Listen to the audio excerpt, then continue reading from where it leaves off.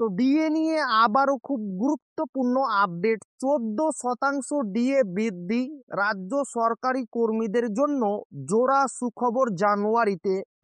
তো ভিডিওটি শুরু করার আগে আপনি যদি আমাদের চ্যানেলের নতুন দর্শক হয়ে থাকেন এবং চ্যানেলকে সাবস্ক্রাইব না করে থাকেন, তো অবশ্যই চ্যানেলকে সাবস্ক্রাইব করবেন এবং আমাদের পাশে থাকবেন। তো ভিডিওটি শুরু করা যাক।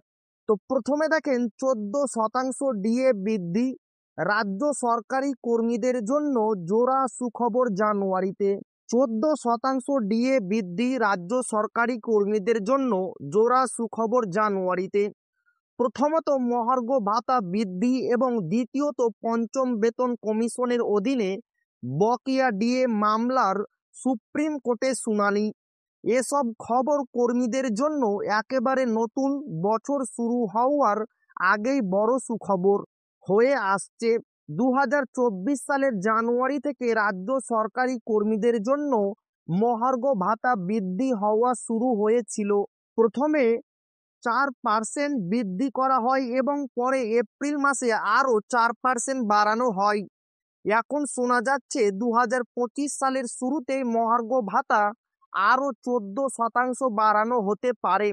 2025 সালের 7ই জানুয়ারি রাজ্য সরকারের পঞ্চম বেতন কমিশনের বকেয়া মহার্ঘ ভাতার মামলার শুনানি হবে সুপ্রিম কোর্টে।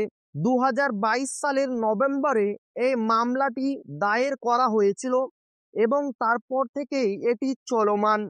মামলার শুনানির ফল রাজ্য সরকারি কর্মীদের জন্য অন্তত গুরুত্বপূর্ণ হতে পারে। রাজ্য সরকারি কর্মীদের দীর্ঘদিনের আশা ছিল পঞ্চম বেতন কমিশনের আওতায় এই বকেয়া ডিএ আদায় হলে তাদের আর্থিক অবস্থার বড় ধরনের উন্নতি হবে।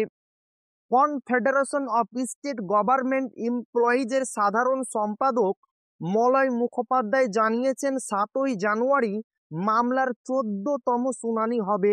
2025 সালের শুরুতেই রাজ্য সরকারি কর্মীদের জন্য একাধিক সুখবর আসার সম্ভাবনা তৈরি হয়েছে।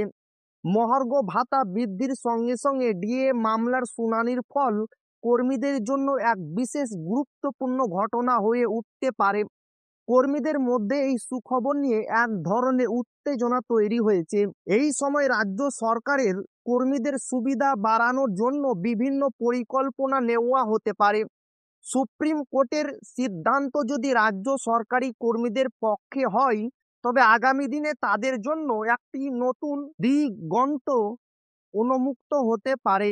2025 সালে রাজ্য সরকারি কর্মীদের জন্য একটি নতুন যুগের সূচনা হতে পারে।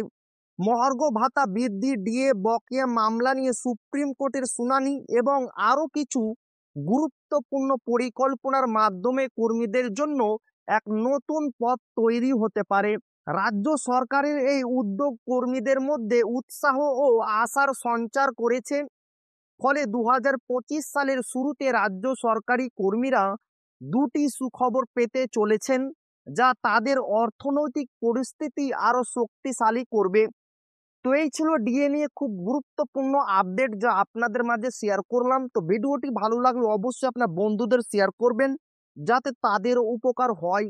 আর আপনি যদি এখনো আমাদের চ্যানেলকে সাবস্ক্রাইব না করে থাকেন, তো অবশ্যই চ্যানেলকে সাবস্ক্রাইব করবেন এবং আমাদের পাশে থাকবেন। তো আবারও দেখা হবে ডিএ রিলেটেড খুব গুরুত্বপূর্ণ ভিডিওতে।